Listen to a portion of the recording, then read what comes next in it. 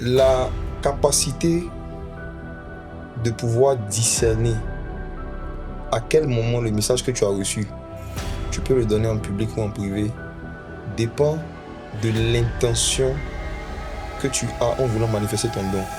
Le comment tu as reçu l'appel est très important d'abord, avant même de parler de si tu dois répondre ou pas. Il faut vraiment être sûr que Dieu t'a vraiment appelé. Parce qu'il y a des gens que Dieu a juste bipé. Être prophétique, ce n'est pas être capable de voir dans la vie des gens. Ce n'est pas être capable d'avoir des informations sur les gens. Être prophétique, c'est être capable d'avoir des informations sur la vie de Dieu. Recevoir des paroles de connaissance sur Dieu est plus difficile que recevoir des paroles de connaissance sur un homme. Un appel, ce n'est pas une diarrhée. Peu importe la façon dont ça te presse, on te dira ce que tu dois faire. Gloire à Jésus, lui crie à haute voix. Restez accrochés jusqu'au bout, parce qu'aujourd'hui, l'évangéliste Jacques Amessant va nous apprendre les secrets du prophétique, comment prophétiser, comment grandir en intimité avec le Saint-Esprit. En tout cas, abonnez-vous pour ne rien rater des prochaines vidéos, et bon visionnage à vous. Bonjour à tous, et bienvenue dans ce 4e épisode du podcast Lumi, le podcast où nous parlons foi, nous parlons équilibre, témoignage, business et bien d'autres sujets. Aujourd'hui, nous recevons un invité que j'apprécie beaucoup, quelqu'un que je suis depuis un long moment, quelqu'un qui m'a beaucoup édifié et enseigné. Aujourd'hui, nous recevons l'évangéliste Jacques Amessant. Pasteur, bonsoir.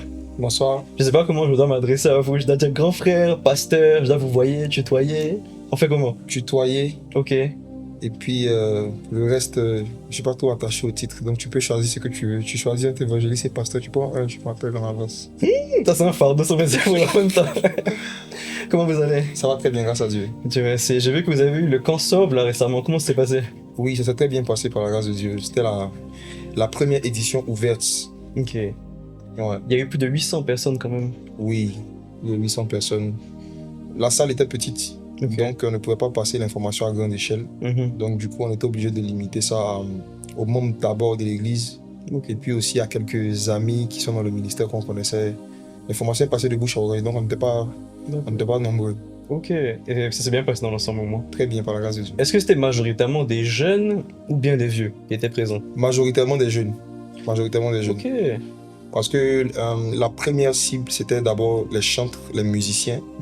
Ensuite, les jeunes qui évangélisent sur les réseaux sociaux. À travers Facebook, Instagram. Donc, des jeunes leaders de ministère. D'accord. Ceux que j'appelle les e-évangélistes.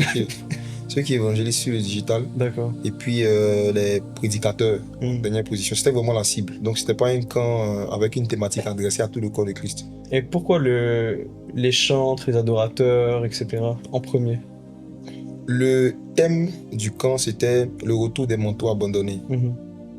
Et dans les méditations que j'ai faites sur le sujet des manteaux dans la Bible en général, l'Esprit du Seigneur avait attiré mon attention sur la place des chantres et des musiciens dans le réveil des derniers temps. L'importance en fait de la musique et du ministère de la musique dans le réveil spirituel et dans l'évangélisation. Donc, quand on parle de manteau, donc de certaines dimensions de puissance, les musiciens et les chantres sont les premiers concernés. Parce que dans toutes les sphères de la société, lorsque des personnes veulent toucher des gens à grande échelle, ils utilisent la musique. D'accord. En politique, dans le domaine du commerce, quand vous rentrez dans un supermarché, la musique est toujours l'outil principal qu'on utilise en fait pour soit capter l'attention ou entretenir une atmosphère dans un endroit. D'accord. Donc les musiciens étaient vraiment les premiers concernés parce que je devais dire là-bas. Ok. Je pense que comme beaucoup de personnes en ligne, on vous a découvert à travers des petites vidéos où on voyait des moments de prophétie, des moments de guérison, de miracles et autres. Là, j'avais envie de vous poser comme question, si on devait dire simplement c'est quoi le prophétique? C'est quoi le prophétique? Dans Apocalypse chapitre 19, verset 10, il est écrit que l'esprit de prophétie, c'est le témoignage de Jésus. Donc le prophétique, si on veut donner une définition scripturaire, on va dire que c'est l'ensemble des actions qui servent à rendre témoignage de Jésus.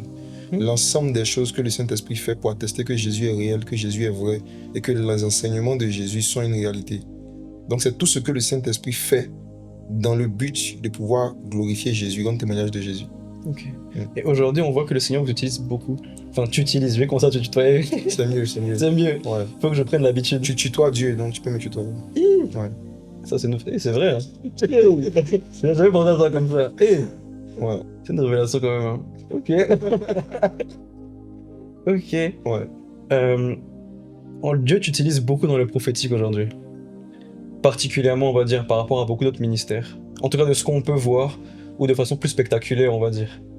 Parce que comme tu l'as dit juste avant, il y a différentes manifestations. Donc, c'est toutes les façons dont on témoigne de Jésus. C'est ça. C'est pas forcément des manifestations très spectaculaires et C'est autres, ça. si je comprends bien. Qu'est-ce qui différencie ton ministère des autres? Quel conseil tu pourrais donner? Qu'est-ce qui différencie mon ministère des autres? Ouais, comment ça se fait que ton ministère soit aussi spectaculaire? Parce que c'est comme ça que ça explose sur les réseaux sociaux au final. Ah bon, hein? Oui. Bon. Je suis sûr que tous ceux qui vont regarder seront d'accord avec moi. C'est qu'on a tous découvert l'évangéliste Jacques par une vidéo en ligne où on a vu un moment spectaculaire. On a dit, Ok. Ok, le Seigneur peut faire ça. Ok. Bon. Ça sera à chacun de pouvoir définir ce qui est pour lui spectaculaire. Mais en ce qui me concerne, le peu de choses que Dieu fait avec nous, moi je vois pas vraiment ce qui est spectaculaire. Parce qu'il y a plus que ça. Il y a plus que ça qu'on voit ailleurs dans d'autres ministères, dans d'autres vidéos. Donc, peut-être comme je suis dans la scène, je vois pas le côté spectaculaire. Pour moi, c'est. J'aime dire souvent que le surnaturel, c'est la vie naturelle des enfants de Dieu. Donc, bon, laissons le côté spectaculaire. Qu'est-ce qui différencie mon ministère des autres ministères? Franchement, j'aurais vraiment du mal aussi à répondre à cette question parce que je sais pas. Je sais pas. Moi, je m'efforce en tout cas de partager le peu de choses que je connais sur Jésus et surtout de faire sortir Christ de la Bible pour le rendre un peu plus actuel, un peu plus présent. Lorsqu'on parle de certaines choses qui le concernent, c'est ce que je m'efforce de faire. Je m'efforce en tout cas de mettre autant de démonstrations que d'explications. C'est ça. Dans ce que je dis sur les choses qui concernent le Saint-Esprit. Donc, je ne sais pas ce qui fait la différence entre moi et les autres ministères, mais en tout cas, je peux dire que vraiment, je suis passionné de tout ce qui concerne la personnalité et les capacités de Christ. Voilà, je suis un addict à tout ce qui est christocentrique. Christocentrique. Oui. Donc, quand on parle, j'aime pas quand on parle de Jésus, de quelque chose que Jésus est capable de faire, qu'on se limite juste à Jésus peut faire ça et puis on s'arrête là en fait. Okay. Quand je lis le livre des Actes, la particularité des premiers disciples qui ont annoncé l'évangile, c'était qu'ils ils énonçaient des choses et après ils démontraient des choses. Ils énonçaient et puis après ils démontraient. Tu vois. Donc je pense que peut-être que ce que je fais un peu plus parfois que d'autres, c'est vraiment pousser les gens à pouvoir aspirer à ce que le Saint-Esprit nous fasse vivre de façon concrète tout ce qu'on a l'habitude de dire en fait. C'est ça. Moi, c'est ce qui m'a touché particulièrement parce que quand je t'ai découvert sur les réseaux, bon, ça fait un peu plus d'1 an, je regardais les vidéos et je me disais, mais en fait, je me rends compte que je suis pas un chrétien mature. Dans le sens où j'ai négligé en fait tout cet aspect-là du surnaturel. J'étais rentré dans une espèce peut-être de religiosité où je m'appelais chrétien, je priais, je servais à l'église, etc. Mais expérimenter le surnaturel comme un aspect naturel de ma vie, je l'avais pas forcément. Et je n'aspirais pas forcément encore assez à ça. Et c'est en voyant tes vidéos, je me suis dit, mais tiens, en fait, c'est vrai, on prie pas un Dieu mort. Donc pourquoi est-ce que je vais me limiter à ce que je fais actuellement? Pourquoi est-ce que je vais pas aspirer au don spirituel, justement? Là, il y a beaucoup de jeunes, je pense, qui t'ont découvert et qui ont pensé la même chose que moi. Quel conseil tu donnerais à ces jeunes? D'accord. Alors, avant de répondre à la question, je voulais dire aussi que il y a beaucoup de prédicateurs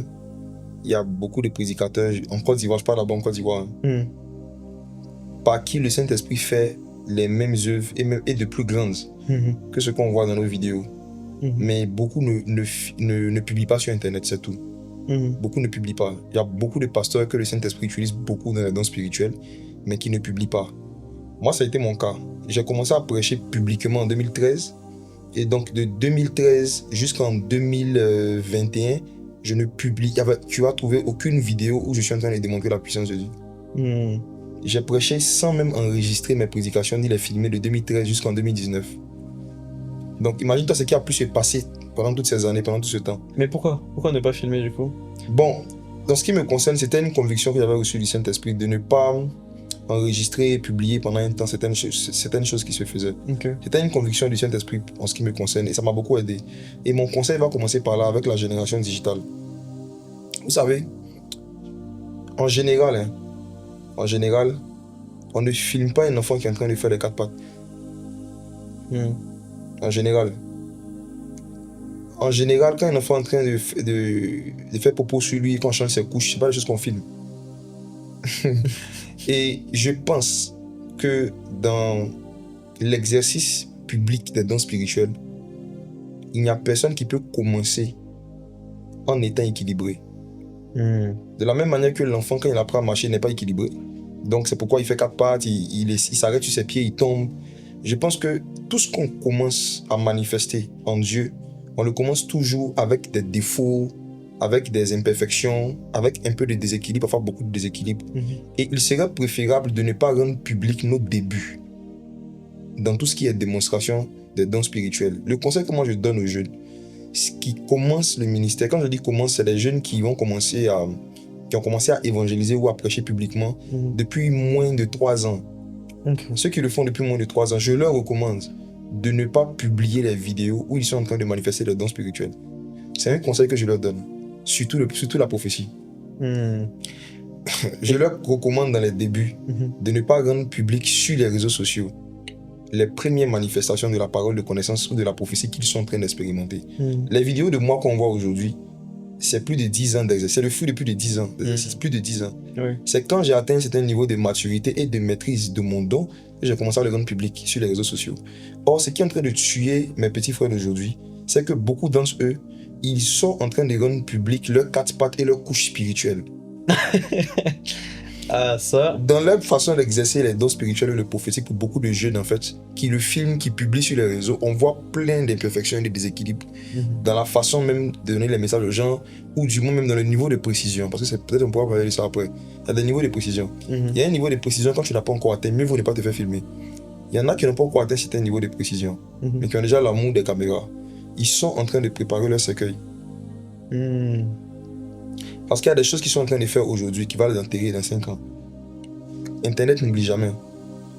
Je dis aux jeunes que je forme dans le prophétique, dans la session privée, que quand vous savez que vous êtes filmé et regardé par beaucoup de personnes, et que vous pensez avoir reçu une parole de connaissance, si vous êtes sûr à 70%, ne parlez pas devant les caméras.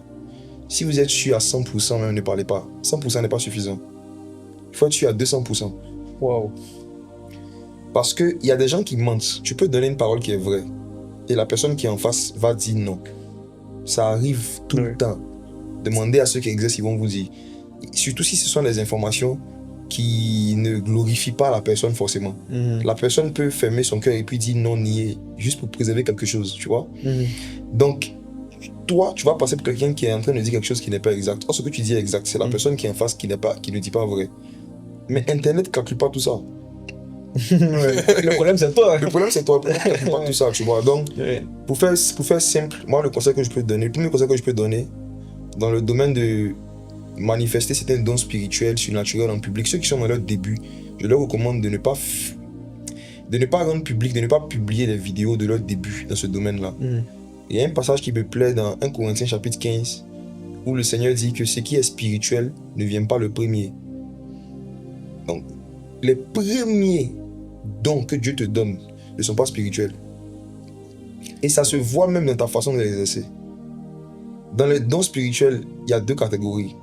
Il y a les dons spirituels qui sont parfaits. Et Jacques dit, tout don parfait vient du Père. Tu vois? Donc c'est qu'il y a des dons qui ne sont pas parfaits. Il y a des dons parfaits, il y a des dons imparfaits. Et quand tu reçois un don spirituel, au début, le don est imparfait. Même le parler en langue. Quand tu reçois le parler en langue pour la première fois, dans un début, il est imparfait. C'est pourquoi certains disent juste les mêmes mots. Ils vont dire ba pendant un temps, tu vois. Le don ne vient jamais de façon... Le don n'est pas parfait au début.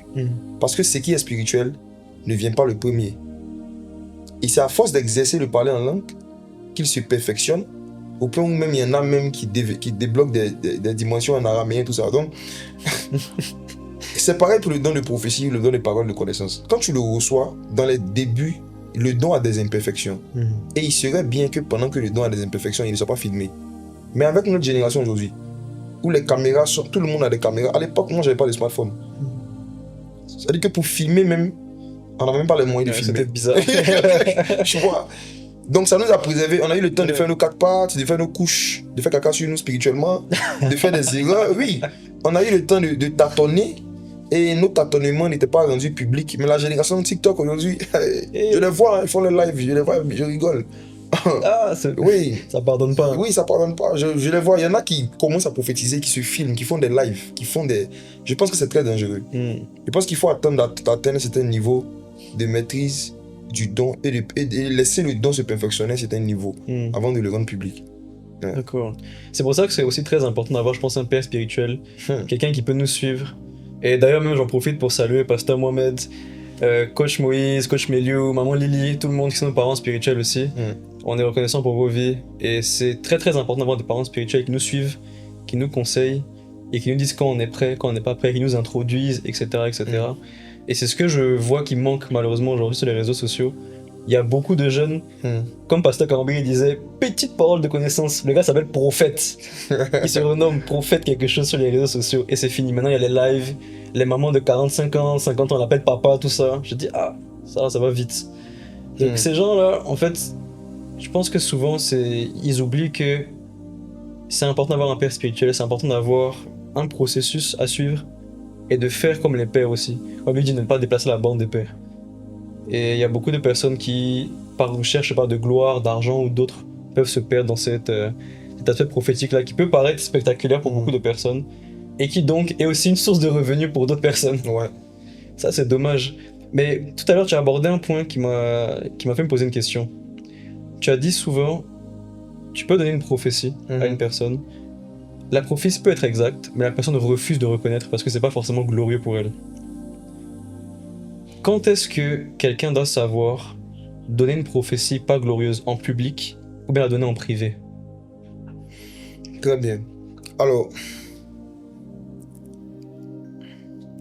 la capacité de pouvoir discerner à quel moment le message que tu as reçu, tu peux le donner en public ou en privé, dépend de l'intention que tu as en voulant manifester ton don. Je reprends ma phrase et je vais m'expliquer. Je dis que ta capacité de discerner à quel moment tu dois donner une prophétie en public ou une prophétie en privé dépend de toi-même, ton intention, ou du moins de l'objectif que tu veux atteindre en manifestant le don. Non, j'explique. Qu'est-ce que je veux dire par là? Il y a des fois où le Saint-Esprit donne une parole de connaissance juste dans l'intention de pouvoir casser l'incrédulité de certaines personnes.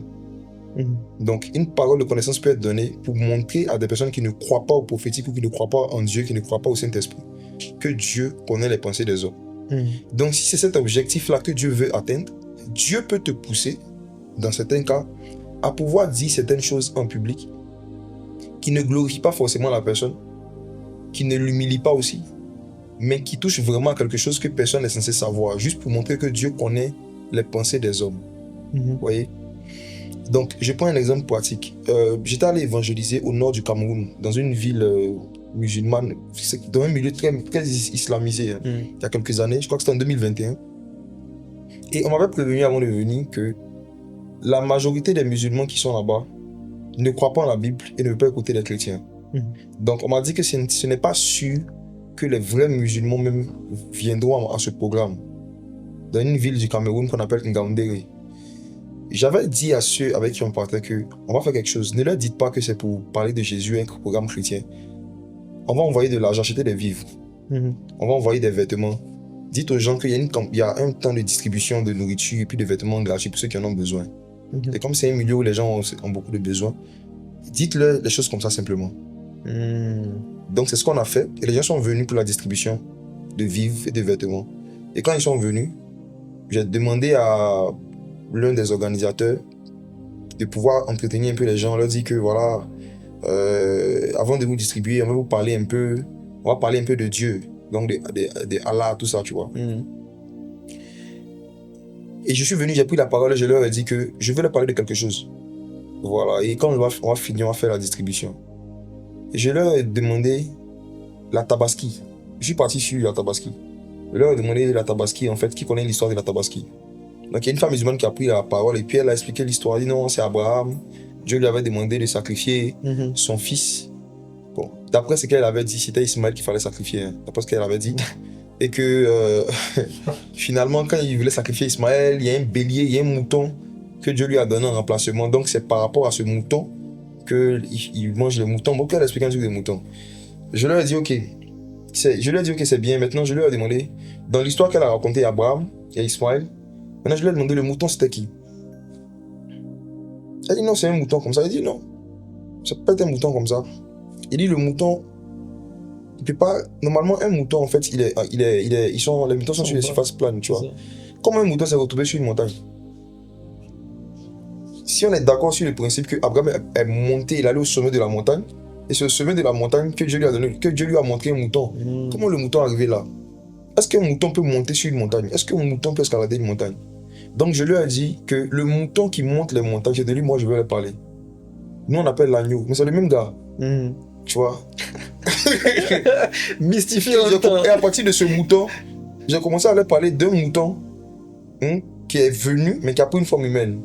Et qui est venu remplacer tous les moutons qu'on devait sacrifier à Dieu pour avoir le pardon des péchés, que Dieu veut les faire économiser. Wow. Dieu veut les faire économiser, c'est pour ça qu'on est venu. On est venu leur dire que Dieu veut les faire économiser. Voilà. Et là-bas, eux, ils appellent Jésus Issa al-Massia. Donc j'ai dit, il y a un mouton que Dieu nous a envoyé et que nous pouvons utiliser pour avoir le pardon de nos péchés, pour être en communion avec Dieu. Ça fait qu'ils ne vont plus payer les moutons. Voilà. Il s'appelle Issa al-Massia, qu'ils le connaissent de nom.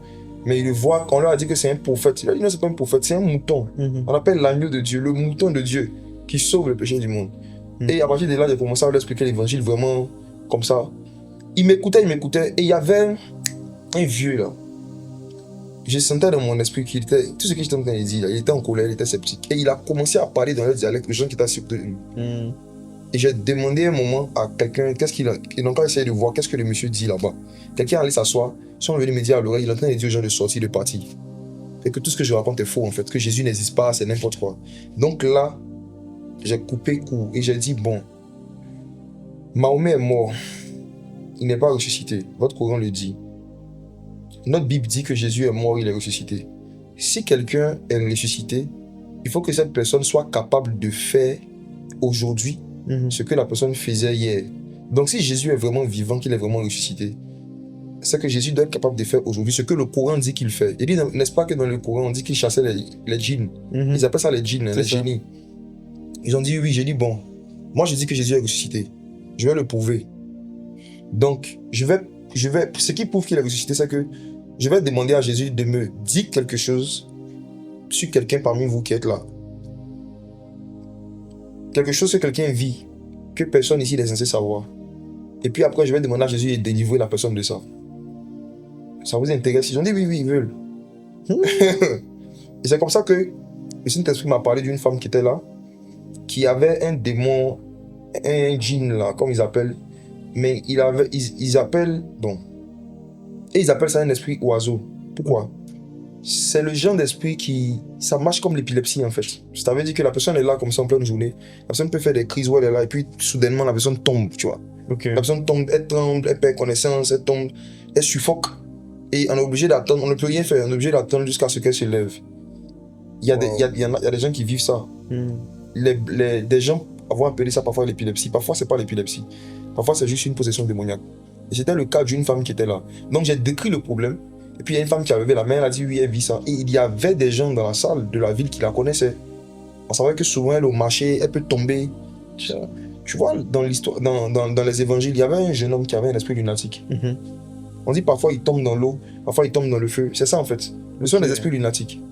Donc le Saint-Esprit m'avait fait savoir qu'il y avait quelqu'un qui avait ça. Alors, je te pose une question. Je suis toujours en train de répondre à la question. Je donne un cas pratique. Le fait de dire que quelqu'un a un esprit lunatique et d'aller dans les détails de comment ça se manifeste, le fait que ça humilie la personne, est-ce que cette information, cette parole de connaissance-là, c'est quelque chose qui humilie la personne ou bien... Non. C'est juste un constat. C'est pas un constat non plus très personnel, tout le monde le voit déjà. Tu vois? Ouais. C'est un problème qui touche certes à l'intimité de quelqu'un, à sa vie privée, mais qui crée des conséquences qui sont publiques, que tout le monde voit, tu vois. C'est ça. Donc si j'en parle, je ne suis pas en train d'exposer la vie privée de quelqu'un. Tu vois. Si je dis, je vais la prendre de côté, j'aurais pu dire, bon, je te vois à la fin. Mais si je la vois à la fin, est-ce que Jésus sera glorifié devant les musulmans? L'esprit de témoignage, l'esprit de prophétie, pardon, c'est le témoignage de Jésus.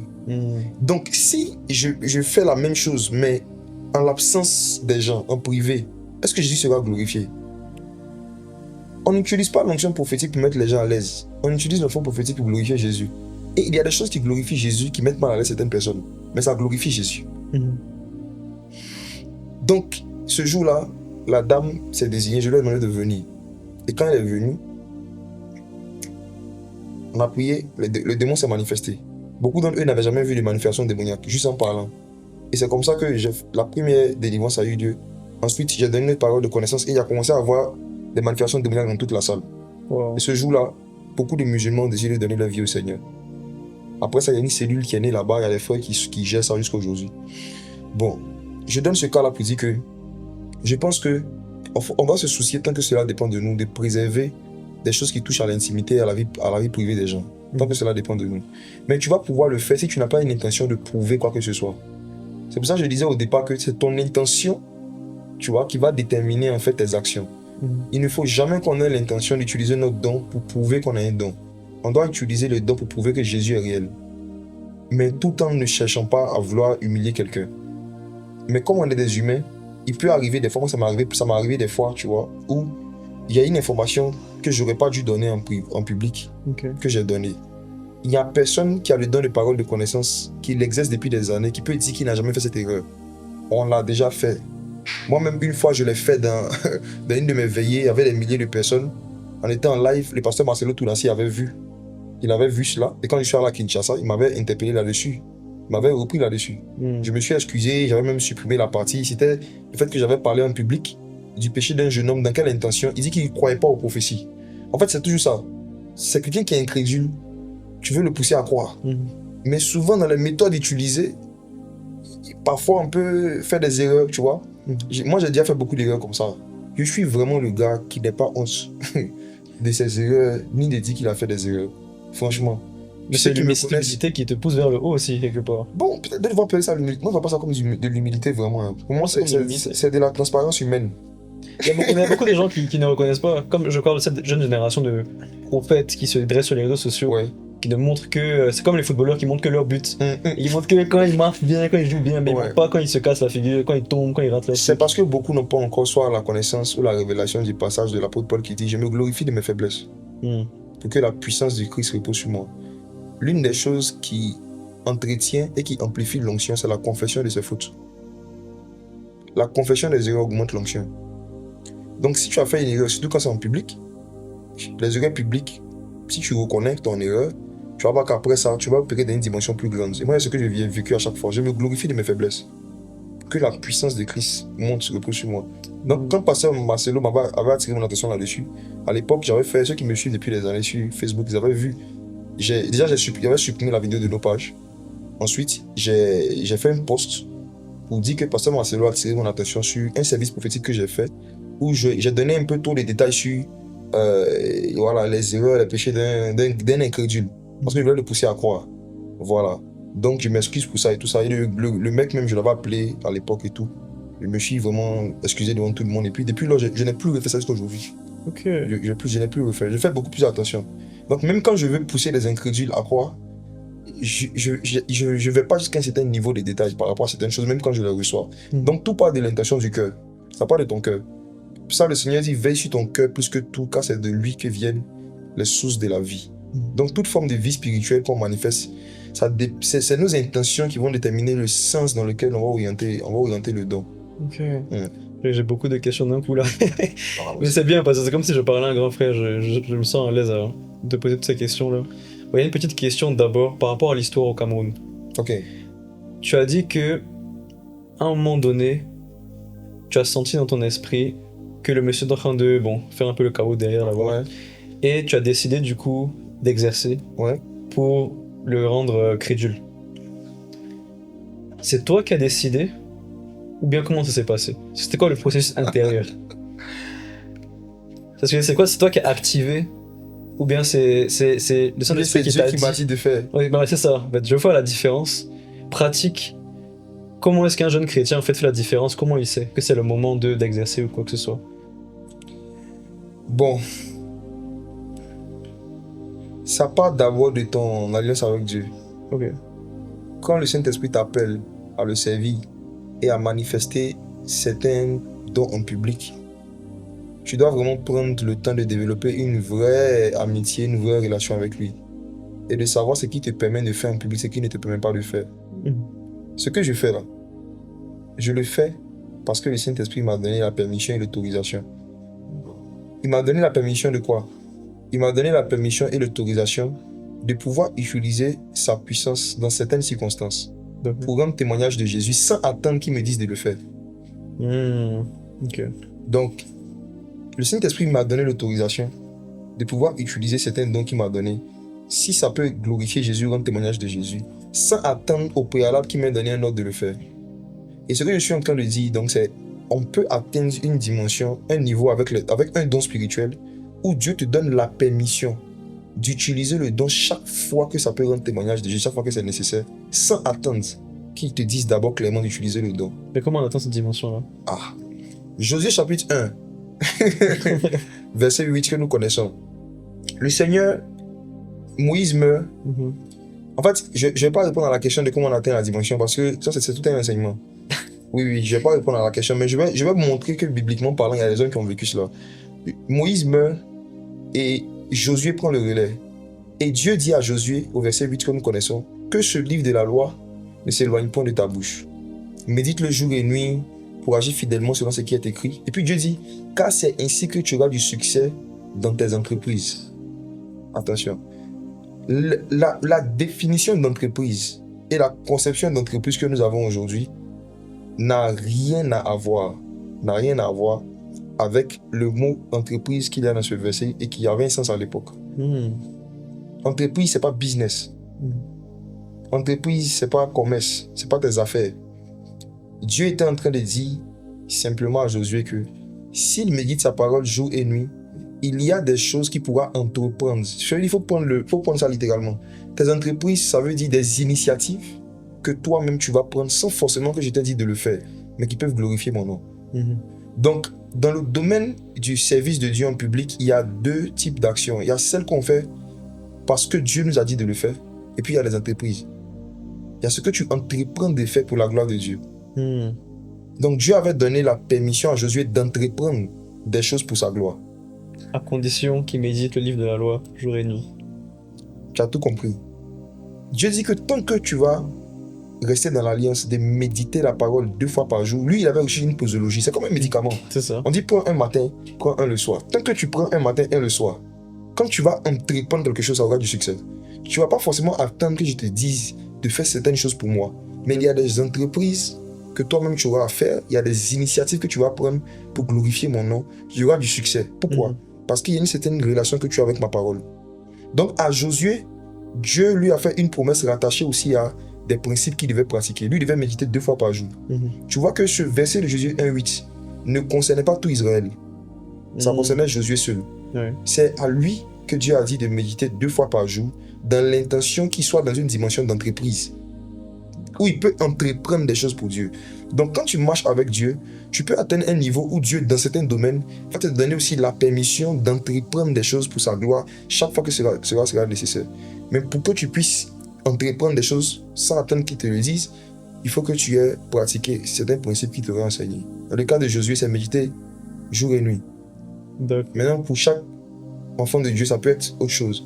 Moi, ce qui me concerne, il y avait des choses depuis mon adolescence que le Saint-Esprit m'a dit de pratiquer pour que j'aie du succès dans mes entreprises par rapport aux dons spirituels.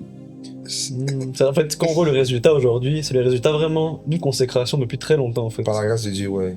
Depuis très longtemps. C'est pas un truc qui s'est fait en 2 jours au Ghana, quoi. Non, je crois pas en ça. Je crois pas au fast-food spirituel. Je crois pas au fast-food spirituel, je crois pas en ça. Tu vas voir que dans le cas de Josué, comment est-ce que cette parole s'est accomplie? Regarde quelque chose. Pourquoi est-ce qu'aujourd'hui, dans certaines années, il y a 365 jours et dans d'autres, il y a 366 jours? C'est parce qu'un jour dans l'histoire, il y a un homme qui a demandé au soleil de s'arrêter sur Gabaon, n'est-ce pas? Josué avait demandé que le soleil s'arrête. Tu te rappelles de ça? Si tu lis l'histoire, tu vas voir que ce n'est pas Dieu qui a dit à Josué de faire arrêter le soleil sur Gabaon. C'est Josué qui a dit à Dieu, et si on arrêtait le soleil sur Gabaon? C'était une entreprise, ce n'était pas une directive. C'est une proposition. C'était une proposition qui venait de Josué. C'était Josué qui a dit à Dieu, si le soleil s'arrête, ça va nous permettre de pouvoir vraiment bien battre nos ennemis. Dieu lui a donné la permission. Et il y a beaucoup d'histoires dans la Bible comme ça, où il y a eu des miracles qui se sont passés, pas parce que Dieu a dit à l'homme de le faire, mais parce qu'un homme a proposé à Dieu de le faire et puis Dieu a validé. Plusieurs fois dans la Bible. Même Sodome et Gomorrhe avec Abraham, du coup, quand Dieu est venu visiter Abraham, pour lui exposer les plans qu'il avait, etc. Oui. Il n'avait pas besoin de lui exposer, en fait, à la base. Voilà, et Dieu n'a pas besoin, Dieu pouvait descendre, mais Dieu a dit cacherai-je à Abraham. C'est ça. Donc il y a des gens qui ont développé une relation avec le Seigneur, ou dans certains domaines, Dieu a des échanges avec eux. Il y a des suggestions qui peuvent venir d'eux, adressées à Dieu, et que Dieu va décider voilà, d'accomplir. Et il y a un verset qui dit comme ça que Dieu accomplit la parole de ses serviteurs. Parfois Dieu accomplit la parole de Dieu, mais parfois il accomplit aussi la parole de ses serviteurs. Peut-être pour honorer son serviteur aussi, du coup, quelque part. Bien sûr, ça dépend, comme je dis, de l'intention. La Bible dit dans Hébreux 4, verset 12 que la parole de Dieu juge les intentions et les pensées du cœur. Donc si ton intention c'est vraiment de glorifier Jésus, Dieu ne peut pas refuser de se glorifier. Quelque chose qui va le glorifier, qui est fait pour sa gloire, il n'y a pas vraiment un orgueil derrière ou de l'arrogance pour se faire voir. Dieu ne peut pas refuser de faire quelque chose qui va le glorifier. Je profite de cette petite pause pour vous parler d'un projet sur lequel je travaille depuis maintenant 2 ans, et il s'agit de l'application Glamap. Si tu cherches une coiffure, une manicure, un massage, du maquillage, n'importe quel soin dans la beauté, tu peux maintenant réserver grâce à l'application Glamap à domicile comme en salon.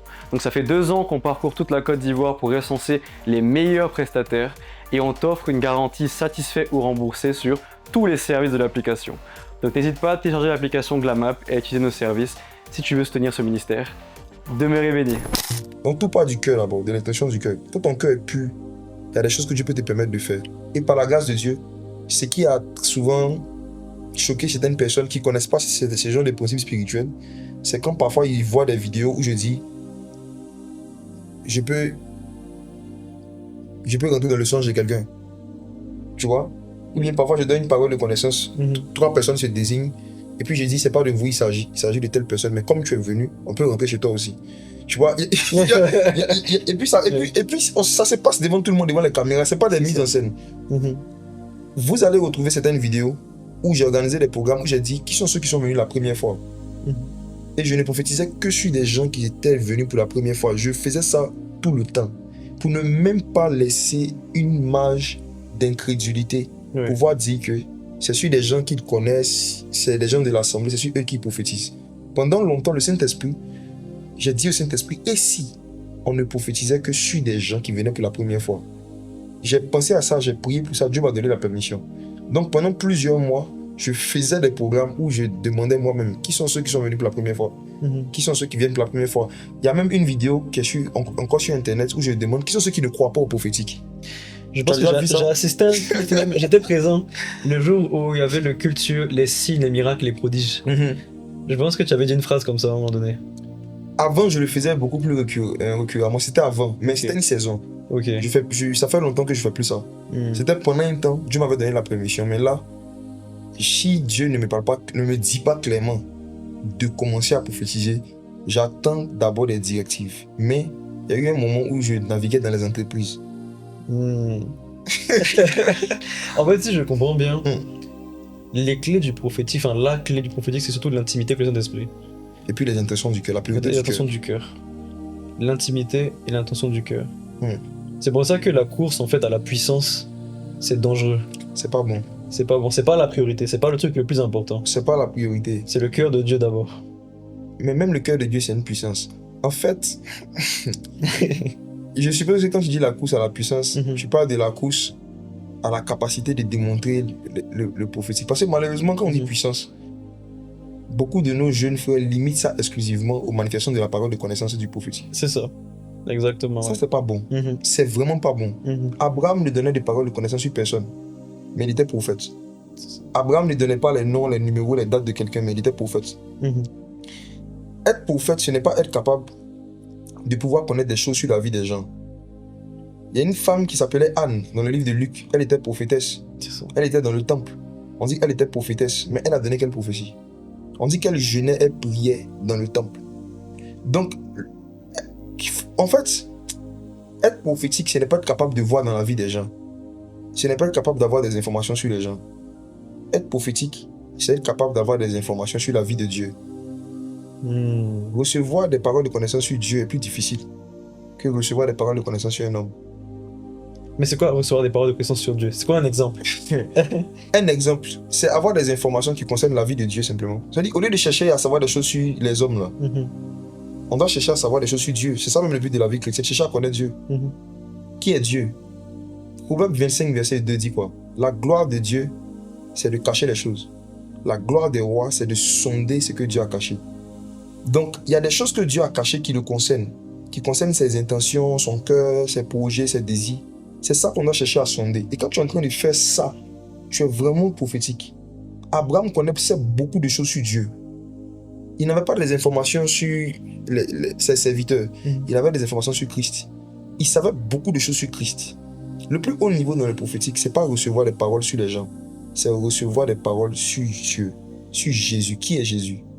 C'est le but même du Saint-Esprit. Le Saint-Esprit est venu nous faire connaître qui est Jésus.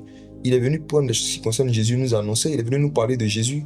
Donc moi, franchement, la course à la puissance qui consiste à être capable de pouvoir avoir des informations précises sur des gens pour pouvoir démontrer en public, c'est malsain. C'est malsain. Les dons même spirituels, l'onction, c'est pour un témoignage de Jésus. Donc si Jésus lui-même n'est pas quelqu'un sur qui tu cherches beaucoup d'informations, tu ne dois pas chercher beaucoup de dons. Quelqu'un qui n'a pas l'habitude de beaucoup méditer sur Jésus, sur la vie de Jésus, sur la personnalité de Jésus, et qui aspire aux dons spirituels, sera quelqu'un qui va forcément faire soit un mauvais usage des petits dons qu'il va avoir, ou bien quelqu'un qui va tomber sur la magie, comme ça arrive à beaucoup de jeunes. Ça c'est un énorme danger. Parce qu'il y a beaucoup de jeunes, comme tu as dit, qui cherchent la démonstration en public. Ils cherchent à se faire voir, etc. Et ils rentrent dans cette course malsaine de la puissance. Et ils finissent dans le mysticisme, souvent. Beaucoup. Malheureusement. Beaucoup. Et ils se renomment prophètes, etc., etc. Tu as abordé un point aussi tout à l'heure. Tu as parlé de l'onction. Tu as dit l'humilité augmente l'onction. Oui, je disais que la reconnaissance de ses faiblesses et de ses erreurs en public, ça augmente l'onction. C'est quoi l'onction? Est-ce qu'il y a quelqu'un qui peut donner une définition générique et générale à ce mot? Pour toi, c'est quoi l'onction? C'est une force que Dieu donne à un homme pour faire sa volonté dans un domaine. Dieu aussi, l'onction, c'est la capacité que le Saint-Esprit nous donne de faire ce que Jésus aurait fait dans un domaine s'il était physiquement présent. C'est la capacité de faire exactement ce que Jésus-Christ, homme, aurait fait dans un domaine s'il était là. Là, ce que je reviens sur ma question, c'est à quel moment est-ce que je sais que, par exemple, tu es un père pour moi? Parce que moi, je sais déjà aujourd'hui. Pasteur Mohamed, c'est un père pour moi. Ouais. Coach Moïse, etc. aussi, c'est un père pour moi. Pasteur Ivan, c'est un père pour moi. Parce que j'ai servi aussi à ICC, etc. C'est l'oncle de la maison, c'est un père pour moi aussi. Pasteur Marcelo, que je n'ai jamais rencontré, par exemple. Mais que je suis depuis des années. Qui m'a énormément édifié. J'ai participé à beaucoup de programmes de prière en ligne, etc., etc. Est-ce que je peux le considérer comme un père pour moi, par exemple? Le sujet est un peu complexe. Si on doit en parler, il faut qu'on ait un autre cadre du temps. On va prendre la Bible et puis expliquer la conception même de la paternité spirituelle. Et puis expliquer comment on peut reconnaître au milieu de tous ceux qui nous enseignent c'est qui mon père. Parce que moi, c'est une question qui m'a perturbé, fatigué pendant des années aussi. Voilà. Parfois, tu as l'impression qu'il y a telle personne qui est ton père. Mais bon, le temps et beaucoup de circonstances montrent que ce n'est pas le cas. Ça crée des blessures. Il y a beaucoup de jeunes qui sont blessés. Ça, c'est un sujet, par contre, qu'on peut aborder. Il y a beaucoup de jeunes qui sont devenus prophètes, qui sont faits prophètes, parce qu'ils ont été rejetés par certains pères. Wow. Oui. Il y a beaucoup de jeunes qui sont blessés. Ça, c'est un sujet dont on ne parle pas assez, mais beaucoup d'églises évangéliques ne sont pas faites pour encourager, reconnaître les jeunes, les dons prophétiques. Beaucoup de jeunes se sentent condamnés, moqués, rejetés, parce qu'ils aspirent au surnaturel, ou à cause du type de surnaturel qu'ils manifestent. Il y a des églises qui cassent, qui étouffent tout ce qui ressemble à surnaturel. Donc, comme les gens n'ont pas de cas d'expression, ils se créent des plateformes sur Internet, sur les réseaux sociaux, et puis ils déversent leurs blessures mélangées à leurs dons, et puis ça, c'est pas beau à voir. Ils veulent prouver un peu, quoi. Le désir de prouver souvent naît des blessures qui viennent des pères. Les pères aiment prêcher sur « honore ton père et ta mère ».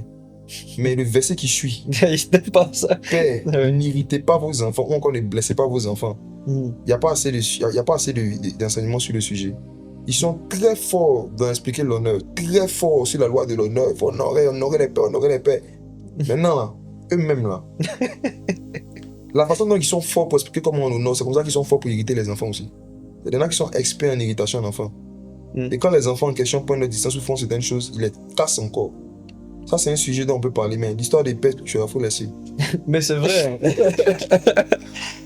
J'ai remarqué ça. J'en parlais la dernière fois avec des amis. Là, je disais que souvent les parents, ils oublient cette partie-là du passage. Et j'ai remarqué qu'il y a beaucoup d'enfants qui sont blessés et qui sont attaqués à travers les parents. La majeure partie, personnellement, des blessures, même des cas de possession, souvent, que j'ai pu voir, c'est à travers les parents. C'est ça. Et ça m'avait marqué. Je me dis, mais attends, ça veut dire que les parents, en fait, quelque part, il y a quelque chose qui a été raté pour beaucoup de parents. Les parents sont pas vigilants. Ils sont pas forcément très sages, des fois, dans leur rapport avec les enfants. Ils veulent trop faire respecter leur autorité de façon dure, sans faire comprendre aux enfants. Par exemple, il y a un enfant, je regardais une vidéo, l'enfant vient lui dire que « Ah papa, j'ai pas compris telle chose, comment on fait ?» Le papa dit « C'est parce que tu es bête. » Je dis « Mais tout ce qu'il avait à faire, c'était juste de lui expliquer par A plus B que A, voilà comment tu dois faire et tout. C'est vrai que tu n'as pas réussi, mais c'est pas grave. » Mais le fait juste qu'il ait dit « Parce que tu es bête, là, l'enfant va garder ça dans sa vie. Il va grandir avec les blessures. C'est une porte ouverte pour le dire maintenant. » Ça, on n'en parle pas assez. Mais aujourd'hui, toi, tu es jeune dans le ministère, et c'est bien parce que tu fais la liaison entre la jeune génération et la génération plus âgée que toi. Donc, sans aborder la question de l'âge ou quoi que ce soit, tu es quelqu'un quand même qui est assez jeune dans le ministère. Aujourd'hui, est-ce que tu as reçu aussi beaucoup de critiques par rapport à ta jeunesse dans le ministère ou pas du tout? Beaucoup. Beaucoup même. J'en ai reçu, j'en reçois toujours. Mais c'est quoi les critiques que tu reçois le plus? Bon, au départ,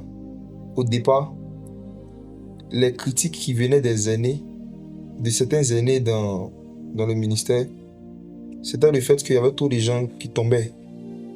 Trop de jeunes qui tombaient. Ils disaient qu'on était trop dans l'émotion. Ils étaient trop dans l'émotion, ils aimaient l'euphorie. Parce qu'il y avait trop de gens, il y avait trop de manifestations.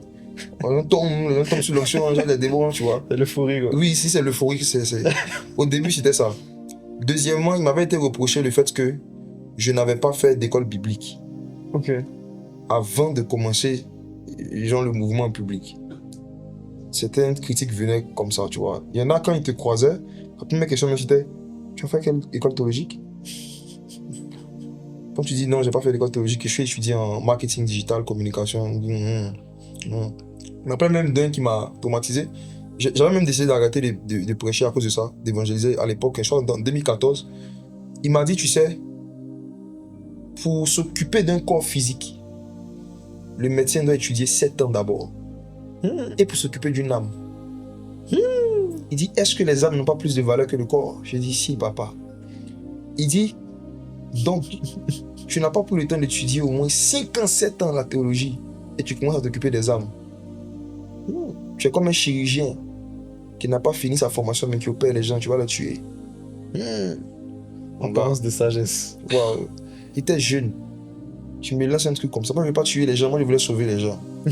Donc, il me faisait croire que la meilleure manière pour moi de sauver les gens, c'est d'arrêter d'évangéliser, d'aller chercher à étudier la Bible 7 ans avant de revenir. C'était une insinuation, une remarque en fait qui était inspirée de l'ennemi. Mais sur les gens, ça m'avait pris et ça m'avait cassé en fait. J'avais dit ok, j'arrête tout, puis j'avais arrêté. J'avais vraiment commencé à me plonger dans la parole. Maintenant, moi, je ne me voyais pas en train de sortir de l'école de commerce où j'étais pour aller me mettre dans une école théologique. Parce que je n'ai jamais voulu devenir pasteur. Moi, je voulais juste parler de Jésus, faire connaître le Saint-Esprit aux gens. C'était tout. Donc, j'ai dit cette histoire de prêcher même là. C'est bon. Je me suis concentré sur mes études. Mais j'ai commencé à beaucoup lire des livres théologiques. J'ai lu beaucoup de livres. Beaucoup. Je lisais au minimum 1 par mois, parfois 5, parfois 4. Chaque mois. Wow. J'ai lu beaucoup. Donc, je me suis auto-instruit et auto-formé sur la parole et tout ça à travers les livres. Mais je continuais mes études. Et au fur et à mesure que je grandissais un peu dans la parole, j'ai vu que non. Pour dire à quelqu'un que Jésus peut le délivrer du péché, des démons, lui donner une nouvelle vie, j'ai pas besoin d'avoir un diplôme. En fait, après, je me suis rendu compte que non, c'était une suggestion de l'ennemi pour casser au moins le zèle de l'évangile. Et le zèle était vraiment cassé. Donc, depuis lors, j'ai dit, écoute, j'ai compris que l'une des choses qui allait faire que des aînés j'allais être un peu crédible aux yeux de certains aînés, c'est ma connaissance de la Bible. Donc j'ai décidé vraiment, comme un cousin m'avait prêté l'expression à l'époque, de devenir ce qu'on appelle un monstre intellectuel. Ça veut dire je m'exerçais à bosser les références des versets et à connaître la majorité des plus grandes doctrines avec leurs références qui sont enseignées dans les milieux évangéliques. Donc je me suis exercé vraiment à ça. Et ça fait que quand je prenais la parole, on me pose plus la question de est-ce que tu as fait l'école biblique ou pas. Eux-mêmes ils m'accusaient d'avoir fait l'école biblique parce que j'avais vraiment développé par la grâce de Dieu une certaine façon de structurer mes messages, une certaine façon d'aborder les choses, de dire des choses, de soutenir ce que je disais avec des versets, d'argumenter et tout ça. Et par la grâce de Dieu, j'ai fait l'école. Je suis en train de faire une formation théologique. J'ai fait la formation après. C'est ça. Voilà. Mais j'ai compris que pour évangéliser, pour prêcher l'évangile simplement, amener les âmes à Christ au départ, je n'en ai pas forcément besoin, mais c'est très utile. La connaissance approfondie de la parole. Je suis un passionné, si tu m'écoutes, tu sais, de l'hébreu et du grec. C'est ça. Je vais rarement donner un enseignement sans te donner des définitions des textes originaux et puis t'expliquer comment est-ce que les choses sont écrites ici. Ça, c'est un étudiant des livres théologiques que j'ai appris à méditer de cette façon. Ouais. Bah, mais par contre, je veux revenir sur un point parce que les gens aiment beaucoup clipper les vidéos. Il n'est pas en train de dire qu'il ne faut pas faire les études théologiques. Il n'est pas en train de dire qu'il ne faut pas faire l'étude biblique. J'ai dit j'en fais actuellement. Moi, il dit qu'il en fait. Je suis en train de faire. Il est en train de faire à ce moment. Il a dit que lui, particulièrement, quand il a commencé le ministère, il n'avait pas encore fait. Mais il s'est formé. Malgré tout, même s'il n'a pas fait une école classique, il s'est formé. Et aujourd'hui, il fait une école classique. Donc voilà, on peut préciser parce qu'il y a beaucoup de gens qui commencent à dire que non, prophète tant auto-formé, autodidacte, auto-onction. Non, mais moi, je pense qu'il ne faut pas qu'on occulte que le fait que Dieu ne va pas convaincre tout le monde forcément de faire aussi une école théologique formelle. David devait tuer Goliath. Il y avait une tenue formelle qu'il fallait porter pour aller en guerre, c'était une armure. Quand David a essayé l'armure de Saül, ça l'a alourdi, ça l'empêchait d'aller tuer Goliath. Donc, l'armure de Saül, qui était quelque chose de normal et de conventionnel, était un poids pour David par rapport à ce que lui devait faire. Donc, il y a des personnes pour qui aller passer dans ce process-là sera vraiment quelque chose d'alourdissant qui va les retarder, les empêcher même de faire des petites choses que Dieu veut qu'ils fassent dans le corps de Christ. Donc, il faut qu'on respecte aussi ceux que Dieu ne va pas forcément convaincre de passer par une école théologique classique. Voilà. Maintenant, il y a nous qui avons été convaincus de le faire. Il y a ceux qui ne sont pas convaincus. Tout ça, c'est le corps. Le plus important, c'est que Jésus soit glorifié. Mais à quel moment est-ce que tu fais le switch? Parce qu'à la base, tu disais que tu voulais juste annoncer Jésus, gagner des âmes. Tu voulais pas être pasteur. À quel moment est-ce que tu sens que tu es appelé au ministère à plein temps comme ça? À quel moment? Je dirais plutôt à quel moment j'ai senti que je devais accepter d'être pasteur. Ok. Parce que pour moi, tout ce qu'on fait pour Jésus à plein temps, c'est un ministère à plein temps. L'étudiant qui étudie à plein temps pour glorifier Jésus est un ministère à plein temps. Tout ce qu'on fait pour Jésus à plein temps, c'est un ministère à plein temps. Donc, le ministère, ce n'est pas exclusivement la prédication. Ça peut s'étendre à beaucoup d'autres choses. Donc, la fonction pastorale, le ministère du pasteur, être berger établi sur une église, c'est quelque chose que j'ai fui pendant des années parce que j'étais vraiment attaché à ma carrière professionnelle. J'avais des ambitions professionnelles, voilà, que j'avais commencé à réaliser par la grâce de Dieu progressivement. Comme mes études, tout ça, je travaillais. Tu as l'UNESCO, j'ai vu. Ouais, et c'est drôle parce que je travaille à l'UNESCO aussi, même bureau que toi. Ah, je suis passé un peu là-bas. Ça, c'était ma dernière grosse expérience professionnelle dans un cadre structuré. Mais sinon, je me dis, j'avais en fait déjà dans ma tête des ambitions et puis un chemin professionnel que je suivais. Et je savais que le fait de devenir pasteur allait forcément me pousser en fait à sacrifier une bonne partie, en fait, sinon toute ma vie professionnelle. Et j'étais vraiment attaché à ça. Et vous savez, Dieu nous brise tous, mais ne nous brise pas tous avec la même chose. Voilà, Dieu ne nous brise pas tous avec la même chose. Ce qui est un brisement pour moi peut être pour toi une promotion même, tu vois. Et moi, j'ai été brisé par le fait de recevoir beaucoup d'offres d'emploi. Dans une période où je voyais beaucoup d'âmes qui étaient comme des brebis qui n'ont pas de berger. Mon brisement est venu parce qu'il y a eu beaucoup de jeunes qui n'avaient pas de pasteur. Ils avaient des respos, d'autres avaient des leaders, d'autres avaient des influenceurs. Mais il y a beaucoup de jeunes qui étaient comme des brebis qui n'ont pas de berger. Et la Bible dit dans le livre de Matthieu que Jésus était ému de compassion. Parce qu'il a vu une foule qui était là, languissante et abattue comme des brebis qui n'ont pas de berger. Moi, c'est la même expérience que j'ai eue. Il y a une foule de jeunes qui nous suivaient sur les réseaux et tout. Mais quand je les regardais, je les voyais languissants et abattus parce qu'ils n'avaient pas de berger. Et moi, je ne voulais pas être berger. Je voulais être un évangéliste itinérant.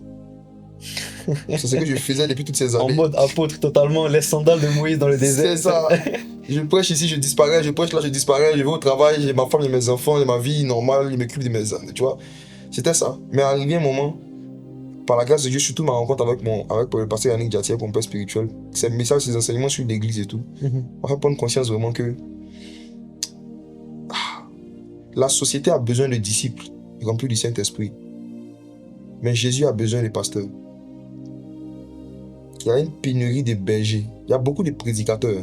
Mais je parle de bergers, pasteurs. C'est quelqu'un qui vient pour paître les brebis. Le bon berger donne sa vie pour ses brebis. Le mauvais berger prend la vie de ses brebis. Il y a beaucoup de gens qui ont ouvert des églises pour prendre la vie des brebis.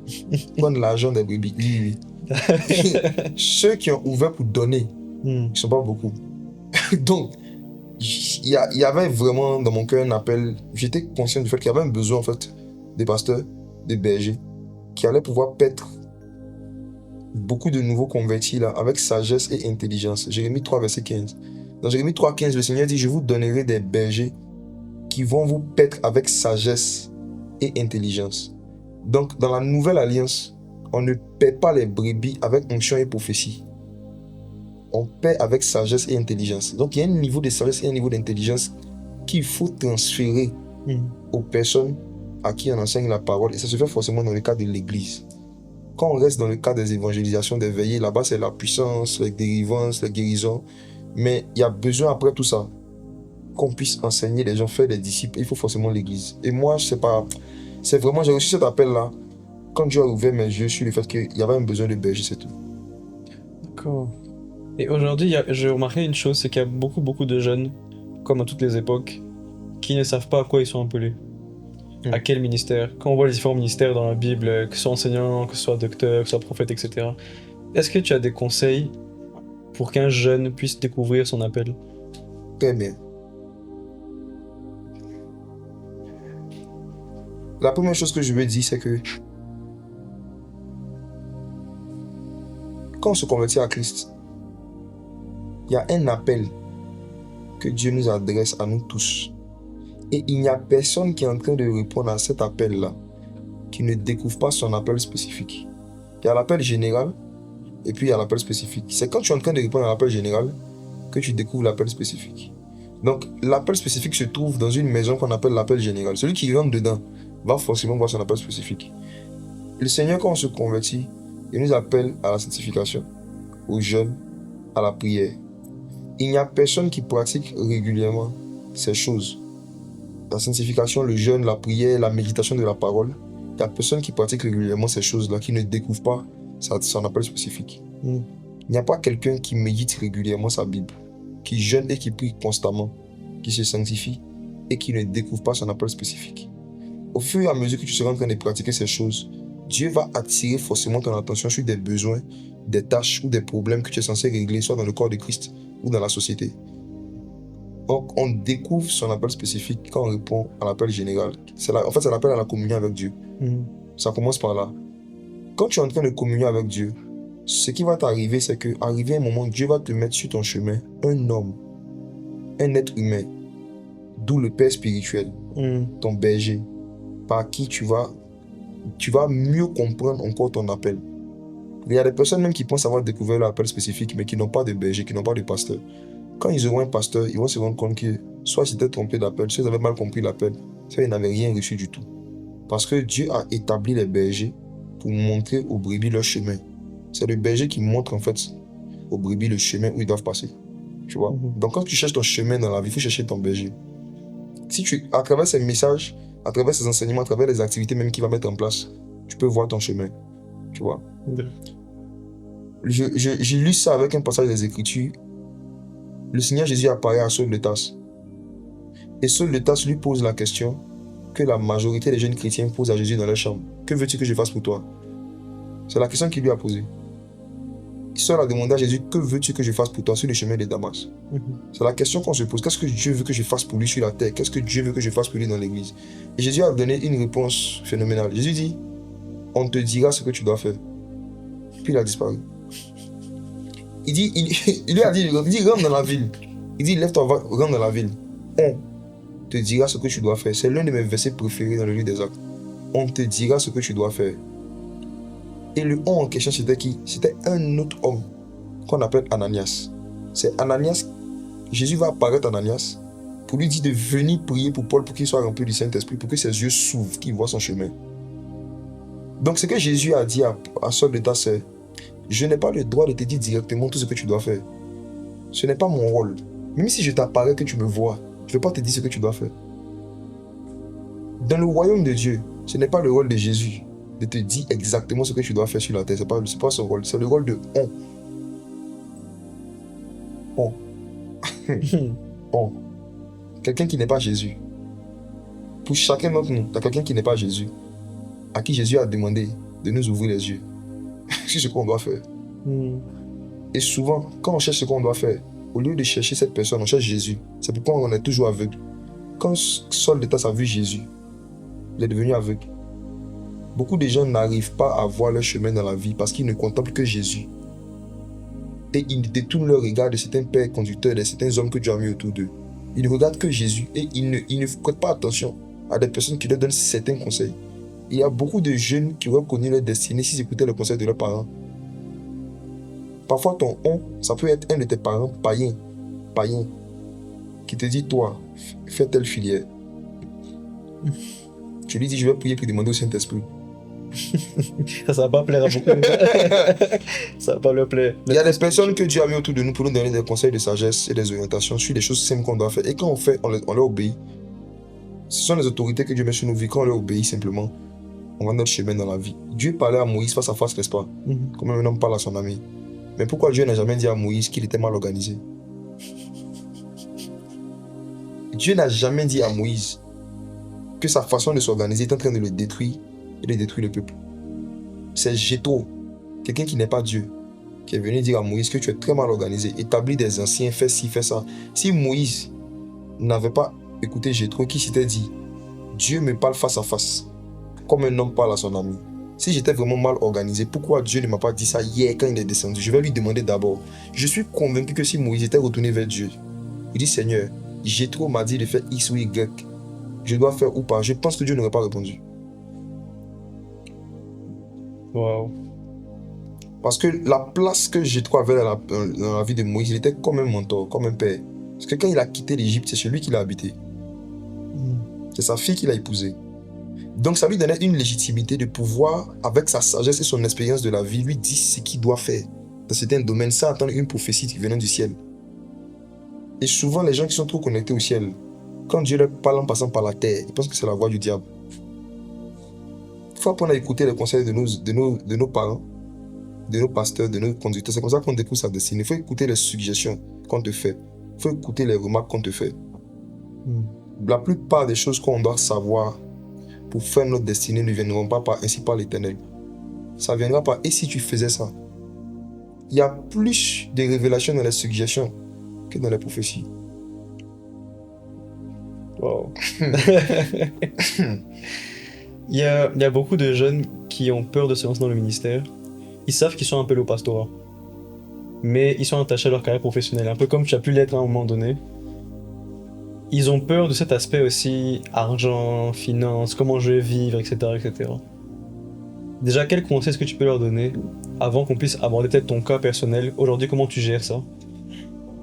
Sans rentrer dans les chiffres exacts non plus, hein. L'objectif c'est pas de faire les buzz ici. Il n'y a même pas de chiffres. Ouais, pas trop. Il y a forcément des chiffres. La question c'est... La première question c'est ces jeunes qui ont peur de répondre à l'appel par exemple du pastorat, Ouais. à cause des finances. Ils disent que on est tellement habitué à voir les pasteurs qui galèrent, les pasteurs qui le transport, tout ça. Moi j'ai pas envie d'avoir cette vie là, je préfère privilégier ma carrière professionnelle. Ces jeunes là qui ont peur, c'est quoi le conseil que tu leur donnes déjà? Ces jeunes là qui ont peur, je les encourage à continuer à avoir peur d'abord. pour commencer. C'est une bonne peur. Oui, oui, oui. Je les encourage vraiment à rester dans cette peur-là d'abord. Ça va leur éviter justement de se lancer de façon précipitée, trop prématurée. Dans un ministère peut-être même que Dieu leur appelle à faire. Mais c'est bien, c'est une peur qui va les garder pendant un temps, voilà, dans une sagesse. C'est bien de se soucier de ça. C'est bien de penser comme ça, de penser à ça, c'est bien pour ça. Mais la réponse à la question ne doit pas être d'abord de savoir est-ce que je dois répondre à l'appel ou pas, qu'est-ce que je dois faire. Il faut vérifier l'origine même de l'appel en question d'abord. C'est bien d'avoir peur et de prendre le temps dans cette peur de vérifier est-ce que c'est vraiment Dieu qui m'appelle. Tu peux penser que Dieu t'appelle à devenir pasteur, mais est-ce que vraiment Dieu t'a parlé?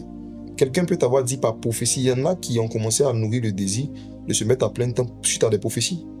C'est quelqu'un qui leur a dit, toi, tu dois te mettre à plein temps et tout. Eux-mêmes, ils n'avaient jamais reçu de conviction, de pensée par rapport à ça. Ils n'avaient jamais pensé à ça.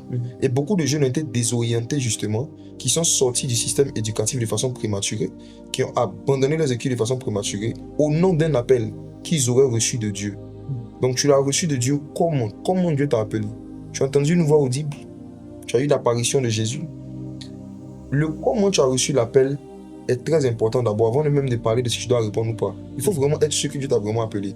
Parce qu'il y a des gens que Dieu a juste bipé. Et ils ont laissé les études. Il y en a qui ont reçu juste un bip, d'autres ont reçu un SMS. Donc pourquoi reçu l'appel? Ils ont reçu un SMS. Ils ont couru, ils ont commencé le ministère. Tu vois? Je pense que de la même manière que Dieu a oint David quand il était jeune, mais ce n'est pas à 14 ans ou 15 ans que David est allé courir pour s'asseoir dans le palais. C'est quand il avait 30 ans qu'il s'est assis dans le palais. Il y a un temps où on reçoit l'onction et on reçoit l'appel. Il y a un temps où on exerce l'appel. Ce n'est pas le jour où David a reçu l'onction royale qu'il a commencé à exercer la royauté. Ce n'est pas le jour où Jésus même, à 12 ans, quand on a dit waouh, on est frappé de sa sagesse et de ses réponses, qu'il a commencé son ministère de prédication parce qu'il était trop sage. Entre le temps où on reconnaît le don que tu as et le temps où tu commences l'appel, il doit y avoir un temps d'expérience sociale. Ça a été le cas de Jésus-Christ, notre modèle par excellence.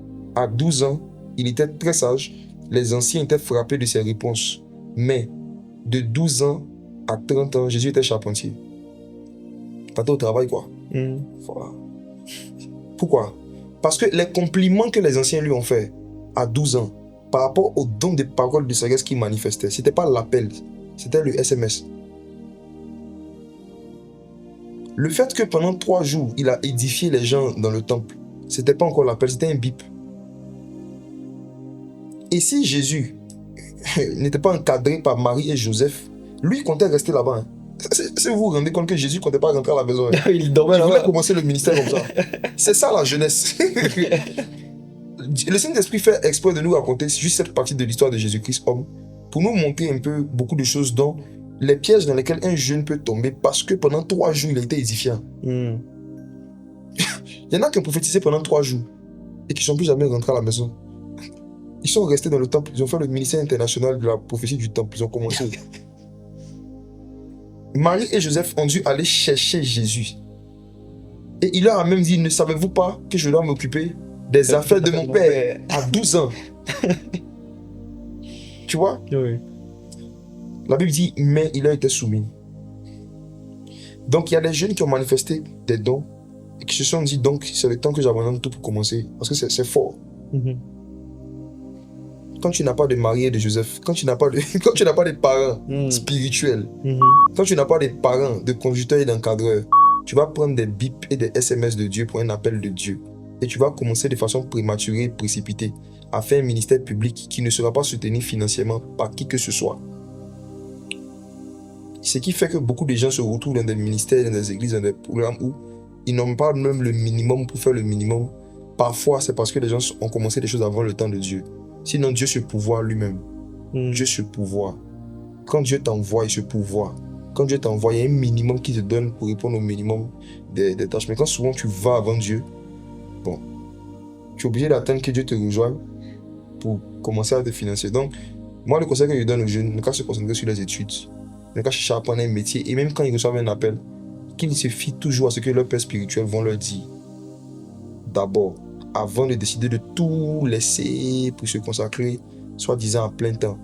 Aujourd'hui, par la grâce de Dieu, on a beaucoup de modèles dans la société, comme l'apôtre Yves Castanou et d'autres que je connais, qui travaillent, qui sont pasteurs. C'est ça. Il y en a beaucoup. Je pense que même dans les églises vastes données, il y a beaucoup de pasteurs qui sont à la fois, on les appelle les pasteurs laïcs, n'est-ce pas? Oui, ils sont à la fois pasteurs, en même temps ils travaillent. C'est ça. Donc Dieu est aussi en train de renouveler les pensées, l'intelligence pour montrer que il ne nous a pas donné le Saint-Esprit en échange de notre cerveau. Il nous a donné et le cerveau et le Saint-Esprit. Tu vois? Il y a certains qui vont convaincre de se mettre à plein temps à la prédication, mais ce n'est pas le cas de tout le monde. Et il faudrait que nous qui sommes jeunes, on prenne vraiment le temps d'examiner, de vérifier les sentiments qui nous animent, les voix qu'on entend dans ce domaine avant de se lancer. Moi, c'est le conseil que je peux donner. Alors, tu sens que tu appelles à plein temps? C'est pas forcément personnellement, je réfléchis. En fait, j'essaie de me poser à la place d'une personne en fait, qui nous écoute et qui sent qu'il y a cet appel-là. Et il est en train de se préparer. Il écoute tout ce que tu dis. Il va à l'école, il trouve un travail, il fait ce que ses parents spirituels lui disent. Mais à un moment donné, ça commence à presser de son côté. C'est le mot là même. Pressé là. C'est ça qui est le problème. Un appel, ce n'est pas une diarrhée. Peu importe la façon dont ça te presse, on te dira ce que tu dois faire. Il faut que cette phrase-là, ça hante tous les jeunes. On te dira ce que tu dois faire. Est-ce qu'on t'a dit? L'autorité spirituelle que sur ta vie t'a dit que ce que tu sens qui te presse, c'est vraiment le temps que tu manifestes la chose.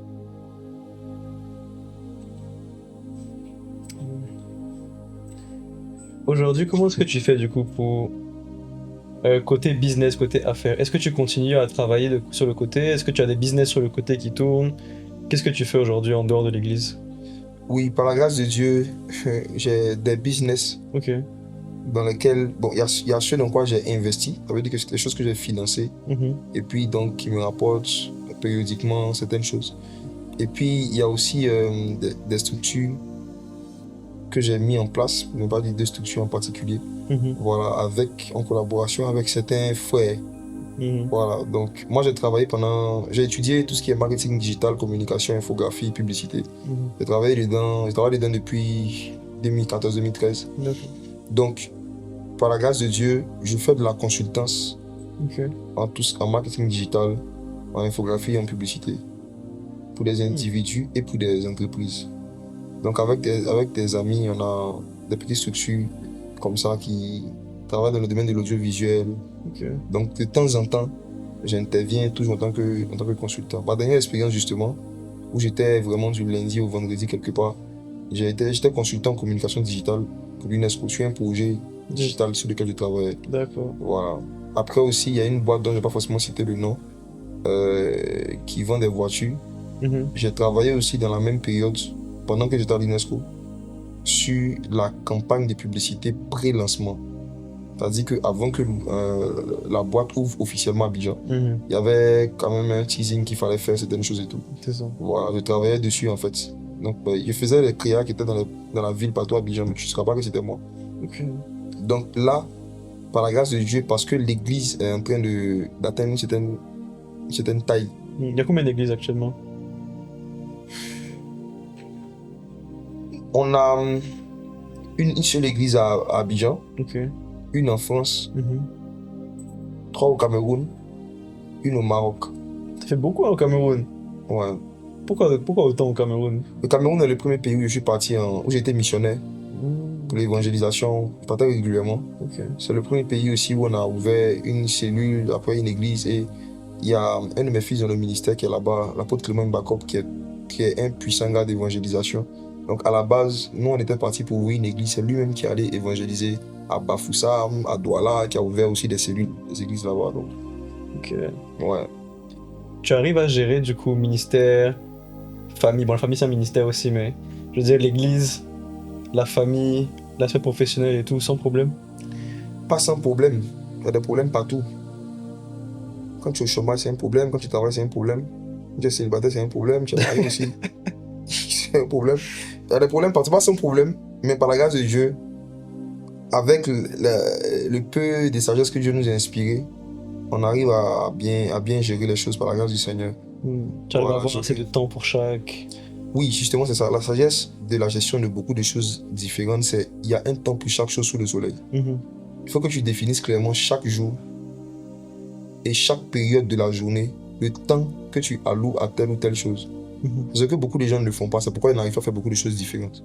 Il doit y avoir un temps pour chaque chose. Lundi, tu dois savoir exactement les lundis, qu'est-ce que je fais les lundis, qu'est-ce que je fais les mardis, qu'est-ce que je fais les mercredis. Il faut que tu es obligé d'avoir une vie vraiment carrée, tracée, tu vois, avec des temps pour chaque chose. En fait, quand tu veux gérer chaque chose, quoi. Mais tes journées sont différentes les unes des autres, du coup. Pas tellement.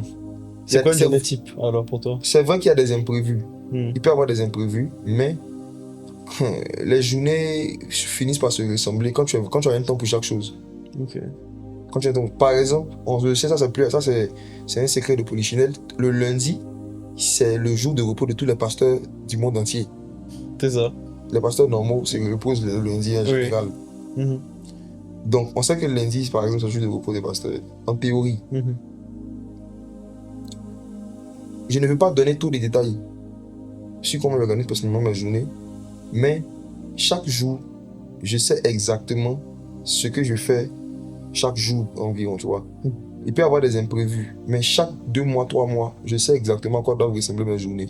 Et quand tu as beaucoup de choses à faire, que tu fais beaucoup de choses, les gens qui n'ont jamais vécu avec des gens qui ont de grandes responsabilités ne comprennent pas. C'est pourquoi tu ne peux pas être le gars qui cause toujours par WhatsApp. Tu ne peux pas être le gars qui peut faire des visites imprévues comme ça. Je passais par là, je voulais te saluer. Malheureusement, tu vis comme un esclave. Tu deviens esclave de tes responsabilités et de ton emploi du temps qui soutient tes responsabilités. Donc, tes manœuvres de disponibilité ne dépendent plus tellement de toi. Mais par exemple, je peux dire, par exemple, les mois qui arrivent, il reste juste le mois de décembre, là même le mois de novembre, à quoi ressemblent les semaines? Lundi, c'est mon jour de repos et le jour en général, je passe avec ma femme. Je dis en général parce que, comme je suis en train de faire une formation, comme je dis en théologie, parfois on a des cours. Donc, quand je dois aller à l'école, je suis un jeune étudiant. Quand je dois aller à l'école, parfois il y a des exceptions, mais les lundis, en général, je suis avec ma femme. Voilà, ceux qui sont proches de moi savent que si tu m'appelles un lundi, en matinée surtout, ou en journée, c'est considéré vraiment comme une attaque du vaudou, une attaque de la sorcellerie contre ma famille. Parce que les lundis, vraiment, j'aime vraiment qu'on me laisse au moins la matinée, au moins le jour, tant qu'il y a le soleil, qu'on me laisse vraiment soit me reposer, bien passer du temps avec ma femme. Voilà. Donc, les lundis, c'est ça en général. Et là, par la grâce du Seigneur, j'ai poussé par le Seigneur, j'ai mis en place ce qu'on appelle LPE Tour. Une campagne d'évangélisation dans les lycées, les collèges, les universités. La semaine prochaine, comme ça, je vais dans 4 universités. Donc, je sais chaque jour dans quelle université je dois aller, à quelle heure. En dehors de cela, je dois faire des réunions avec les départements de l'église. Je dois préparer mes messages. Il y a des cultes, il y a tout ça. Donc, chaque jour, déjà, je sais exactement à quoi ressemble mes journées jusqu'à la fin de l'année. Avant de terminer, j'ai une dernière question. Je sais que ça fait un moment qu'on est là. Comment tu prépares tes messages, du coup? Comment je prépare mes messages? Parce qu'à chaque fois que j'ai posé la question à un pasteur différent, il y a toujours une réponse différente. Mais je suis toujours curieux de savoir, en fait, comment chacun prépare ses messages. Il y en a qui me disent que non, je vais comme ça. Le Saint-Esprit m'a donné un message. Et j'y vais comme ça sans préparer forcément de plan ou quoi que ce soit. Il y a d'autres qui disent que non, je prépare un plan, par des choses et tout. J'ai eu un peu de toutes les réponses. D'accord. Bon. Quand je sais que je dois enseigner sur un sujet, je prends vraiment le temps de pouvoir faire des recherches. Mes méthodes de méditation, je les ai déjà partagées devant tout le monde dans une vidéo assez célèbre sur YouTube qu'on appelle « Méditer ou mourir ». Si tu regardes Méditer ou mourir, dans la vidéo, j'ai expliqué les différentes formes de méditation. Et tout ce que j'ai expliqué dans la vidéo, c'est ce que je fais. Si je veux méditer sur un sujet, il y a des méditations par thème, il y a des méditations par mot. Si par exemple je dois méditer sur foi, ça c'est moi. Je ne vais pas donner ce travail à tout le monde. Mais je vais prendre le temps de chercher tous les versets où le mot foi a été mentionné et de les lire tous. Et pour voir dans chaque verset, dans chaque histoire, comment est-ce que le mot était utilisé, qu'est-ce que ça signifie, tout ça. Et quand tu as l'habitude d'étudier la Bible en hébreu, tu te rends compte que En français, souvent, c'est les mêmes mots partout. Mais en hébreu, il y a des mots différents pour dire la même chose en fonction du contexte et tout ça. C'est une de mes passions. Donc, je prends vraiment le temps, quand je dois vraiment étudier un sujet, un thème, de pouvoir chercher vraiment tous les versets, les histoires où le mot ou bien le sujet était mentionné, puis essayer de voir dans chaque histoire à quoi ça correspond. En général, je le fais comme ça. C'est ce que je fais. Je peux faire autre chose, mais c'est ma pratique favorite. Prendre le temps de lire les versets, les histoires où le mot était mentionné, et puis en fonction de ça, tirer des conclusions. Par exemple, je devais faire une méditation sur l'amitié. Ça, c'est un message que je n'ai pas encore vraiment prêché, sur l'amitié. Est-ce que tu sais que dans le livre des Proverbes, le mot ami est toujours écrit ami en français, mais dans l'hébreu, il y a plus de 8 mots différents. 8 mots différents dans le livre des Proverbes seulement. 8 mots différents pour désigner 8 types d'amitié. Parce que j'ai pris le temps de prendre tous les versets où le mot ami était mentionné dans le livre des Proverbes et de lire chaque verset, regarder dans l'hébreu. Et j'ai vu que c'était des mots différents à chaque fois. Mais en français, c'est mis ami, ami, ami partout. Donc le français, c'est comme la peau d'une orange. Ça embellit le fruit, mais ça cache le jus. Si tu veux vraiment boire ce qu'il y a dans le verset, tu es obligé d'enlever un peu le français, aller dans l'hébreu pour tirer des choses. Donc je m'équipe beaucoup comme ça. Ouais. Ok. Et tu as des outils en particulier que tu utilises pour... Oui, Bible Strong. Bible Strong. Bible Strong. Ok. C'est gratuit. C'est gratuit partout sur App Store, Play Store. Moi, j'ai découvert ça il y a quelques années. C'est vraiment mon outil de méditation. Ok. Tu prends un verset, tu prends un chapitre de la Bible comme ça, on te met toutes les traductions de la Bible. On te met aussi les mots originaux à partir desquels ils ont traduit chaque verset. Ça te permet de vérifier les traductions, de découvrir des choses. Voilà. Ah, c'est sympa ça. Moi, j'utilisais EMCI, là, le site. Sur MCI TV, là, ils avaient leur... Mais oui, c'est bien aussi, mais ça, il faut forcément avoir Internet. Oh, l'application ne parle, ça marche offline, sur Internet. Ah, ça c'est bien ça. C'est quand tu veux méditer, il faut te déconnecter. C'est vrai. Tu fais bien méditer pour ne pas être distrait, mais aussi se déconnecter en fait. Donc il y a des outils aujourd'hui qui sont créés en ligne, tu peux méditer. Mais bon, en plus de ça, c'est le côté intellectuel. Hein. Tout le reste, c'est la prière. Tout le reste, c'est la prière, l'inspiration du Saint-Esprit. Parce que dans tout ce que tu as écrit là, quand tu viens te tenir devant les gens, ils vont tous te dire ça. Parfois, tu te surprends en train de dire des choses qui n'ont rien à voir avec ce que tu as écrit. Parfois, tu commences par ce que tu as écrit, et puis arrivé un moment, toi-même, je te demande qu'est-ce que je suis en train de faire. Tu changes de sujet, tu sors de ton sujet, mais tu commences à dire des choses qui sont édifiantes, hein, mais que tu n'as pas prévu de dire. Un bon prédicateur ne prêche jamais 100% de son message. Je t'assure, il faut leur demander. Il n'y a personne qui peut arriver à prêcher 100% de ce qu'il connaît sur un sujet. Tu peux pas. Tu vas essayer, tu peux pas. C'est pourquoi il y a toujours soit des gens qui débordent, ceux qui veulent forcément toujours terminer tout ce qu'ils savent. C'est eux qui tirent sur le temps. Ou bien c'est des personnes qui vont faire partie 2, partie 3, partie 6. Nous, on est très fort dedans. On a une église en ligne, pour ceux qui ne sont pas en Côte d'Ivoire. J'ai fait 8 samedis avec eux sur le lait spirituel. Partie 8. Quand j'ai vu qu'on allait commencer à mettre partie 9, partie 10, j'ai changé le thème. J'ai enlevé les parties, j'ai fait comme si c'était un nouveau thème. Quoi. C'est la communication qui ouais. Mais sinon, c'est clair que si tu veux vraiment partager le maximum de ce que tu découvres sur un sujet, tu as besoin de beaucoup de temps. Promis, dernière question. Non. Moi, j'ai plus pitié pour nos frères qui sont derrière la caméra. Derrière la caméra, là. En tout cas, on vous salue. On vous aime. Merci de nous soutenir. Oui. Pour terminer, est-ce que tu as des anecdotes surnaturelles que tu aimerais raconter? Moi-même. Je suis un personnage assez controversé déjà sur les réseaux sociaux. Je suis déjà assez attaqué justement pour certaines de mes sorties sur le surnaturel. Quand je vais finir de gérer les attaques actuelles, je vais raconter d'autres anecdotes. Même pas une anecdote comme ça, là, au moins. J'ai déjà posé ça aux autres invités avant. Je vous ai répondu. Ouais. Oh, j'ai peur. Par exemple, le pasteur Moussaïr, pasteur algérien, du coup, qu'on salue, qui nous a raconté beaucoup d'anecdotes qu'il a pu vivre avec le Seigneur.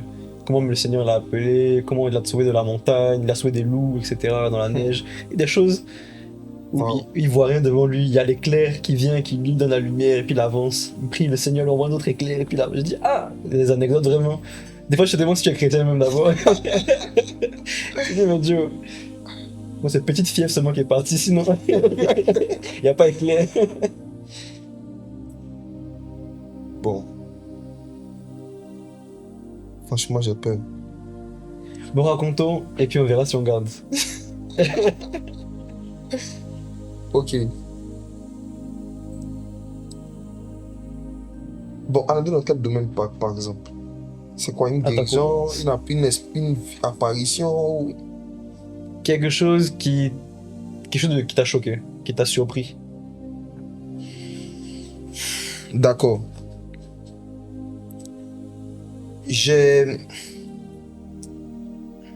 Ok. Il y a quelques années, j'ai remarqué au milieu de nous qu'il y avait un frère, père de famille, qui avait des enfants et qui prenait, chez nous en Côte d'Ivoire, qui décomposait quand il devait se déplacer. Il prenait plus de 3-4 transports en commun différents pour arriver chez les lieux de prière. Tandis que moi, j'avais une voiture à l'époque que quelqu'un même venait de m'offrir. Et le fait de voir qu'il n'était pas véhiculé, m'avait vraiment touché. Et je suis rentré à la maison un soir, et j'ai prié, j'ai dit à Dieu, Seigneur, si un jour tu me donnes les moyens, moi je vais offrir des voitures, j'en suis toi le père des familles. Et puis j'entends clairement, hein, j'ai pas dit comme si bien une pensée, j'entends clairement, une voix me dit, je t'exauce. Je dis, si un jour j'ai les moyens, je vais offrir des voitures à des pères des familles. Et puis une voix me dit, je t'exauce. Donc j'étais content, j'ai dit, ah bon, il dit, ah gloire au Seigneur, sûrement que bientôt, en tout cas Dieu va permettre que j'ai des millions, je vais offrir des voitures. Et puis j'entends encore, je t'exauce, donne-lui ta voiture.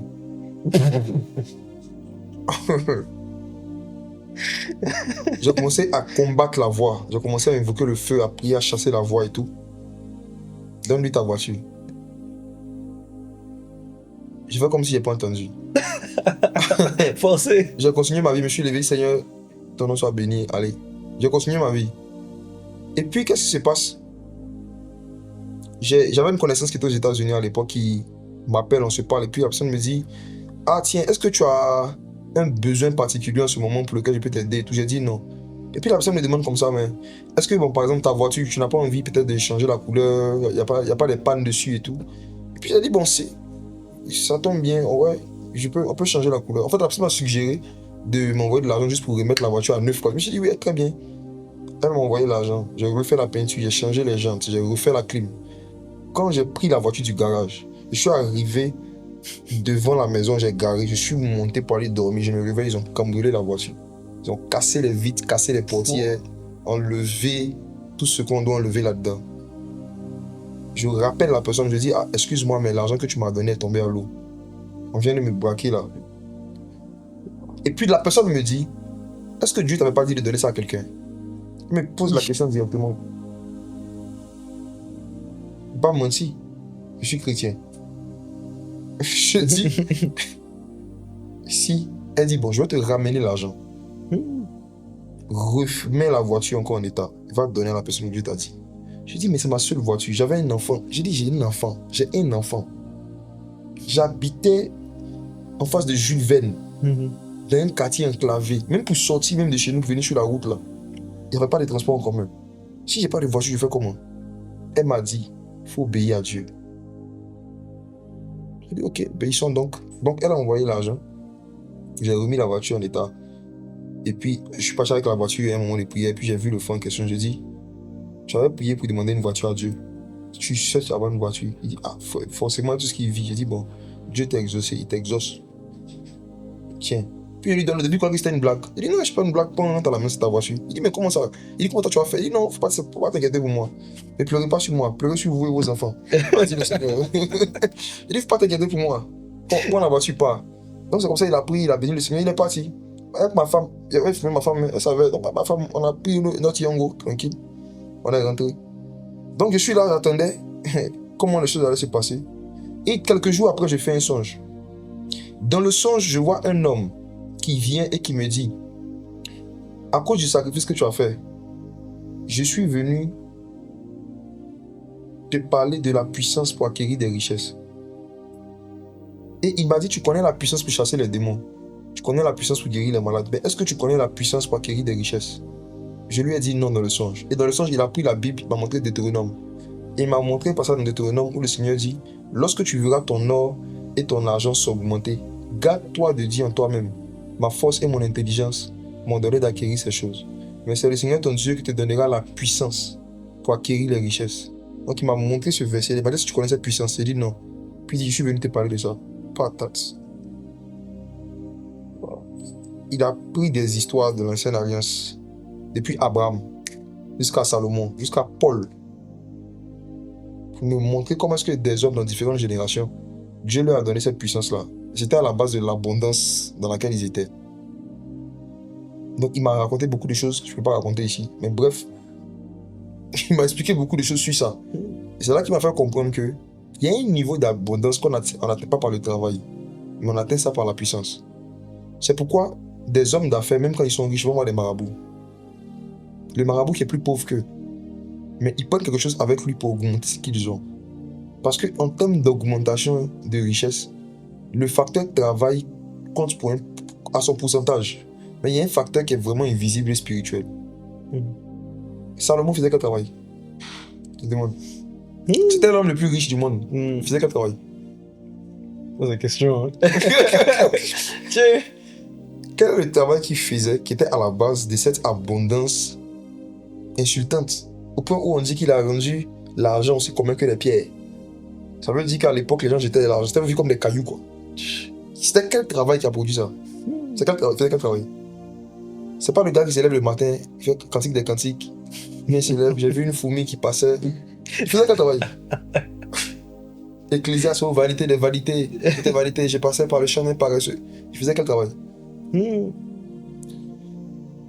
dit, lorsque tu verras ton or et ton argent s'augmenter, Deutéronome chapitre 8, quand tu verras s'augmenter, ça veut dire que c'est pas toi qui vas augmenter, il y a quelque chose qui va faire que ça va s'augmenter. Donc il y a des augmentations de certains revenus ou de certains biens matériels qui sont causés par des puissances invisibles. On ne peut pas expliquer la source de souvent certaines abondances dans lesquelles certains hommes se sont retrouvés dans certaines histoires dans la Bible et aujourd'hui encore. Tu vois. Donc il m'a parlé de ça avec beaucoup de versets jusqu'à arriver sur l'apôtre Paul. Parce que je lui posais des questions. Il m'a dit Paul était riche. C'est ce qu'il m'a dit dans le rêve. Il dit quoi? Avant ce changement, je voyais Paul comme un gars qui était pauvre. Comme l'évangéliste itinérant, du coup.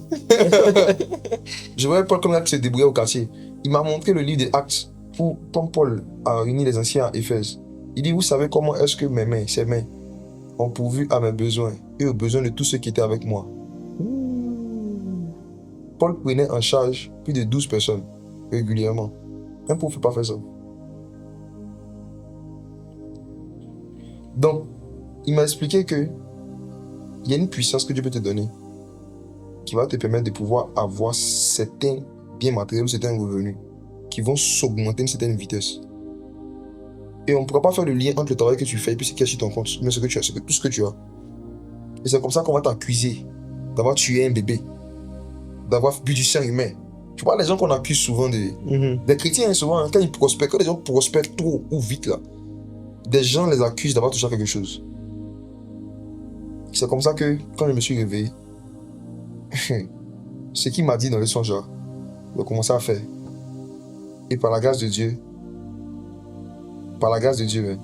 chaque année depuis lors, j'offre au minimum 5 voitures. Wow.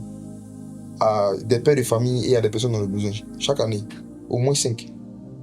Cette année, je suis à ma 6e. Depuis lors. J'ai dit que je ne voulais pas donner trop de détails sur forcément tous mes business. Mais par la grâce de Dieu, j'ai mis beaucoup de structures d'entreprises en place. Okay. Oui. Mais je ne vais pas donner trop de détails dessus.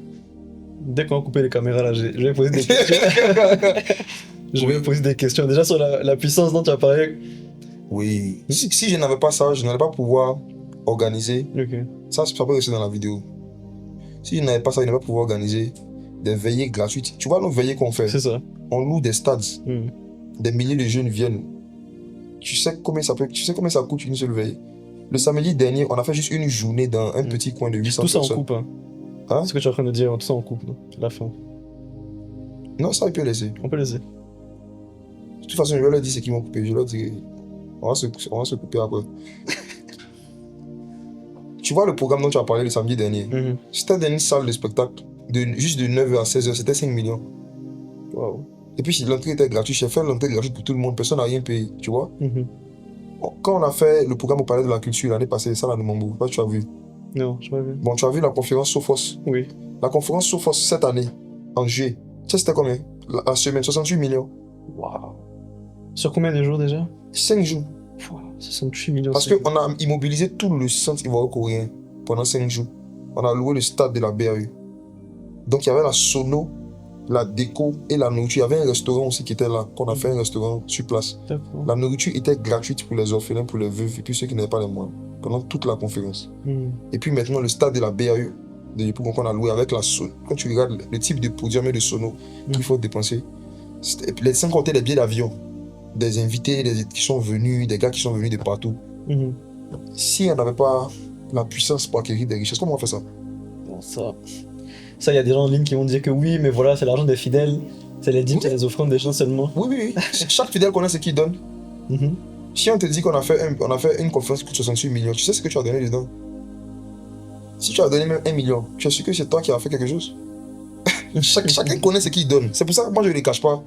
Je ne cache pas les dépenses qu'on fait, les dépenses totales qu'on fait par rapport à des événements. Je leur dis toujours à la fin, voici ce que ça a coûté. Maintenant, chacun n'a qu'à regarder combien lui il a donné dans ça. Et il n'a qu'à vraiment se demander si c'est lui, c'est grâce à lui qu'on a fait ça. Chacun sait ce qu'il a donné dans cette affaire. Tu vois, c'est ce qu'il a donné. Ce que je veux dire, c'est quoi? C'est que il faut que nous, en tant que jeunes, on aspire à apprendre la sagesse financière. Il faut qu'en tant que jeunes, on apprenne vraiment, on aspire vraiment à apprendre la sagesse financière, la sagesse pour multiplier ses sources de revenus. Ce qui va faire que tout ce projet, tout ce qu'on veut faire pour Jésus aura plus d'impact.